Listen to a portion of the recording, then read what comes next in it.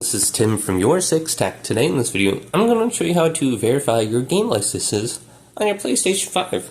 So maybe the game isn't launching or working, or maybe there's a lock symbol next to the game and you're not able to access it.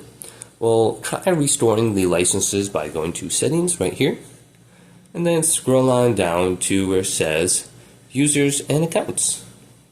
Then go on down to Other, and then go to the right and go to Restore Licenses. Restore licenses for downloaded content you can't use.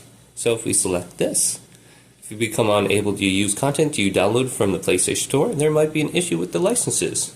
So if we go to Restore, it's going to download all the licenses again. I'd go ahead and do this, but I have about 1,000 licenses, and it'll take like 3 or 4 minutes to download everything, especially with my slow internet. But once you go ahead and do that, all your games should go ahead and be verified, and you should be able to play them again. So if you are encountering some sort of error, go ahead and just try that, and it might actually possibly fix your issue.